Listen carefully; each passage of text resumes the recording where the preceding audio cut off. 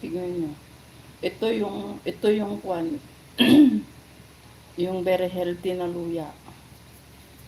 Pero pagkatapos ko nito, very, tawag dito, yung kamay mo,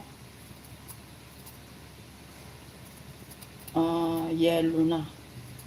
Tignan nyo, oh, yellow na yung kamay ko.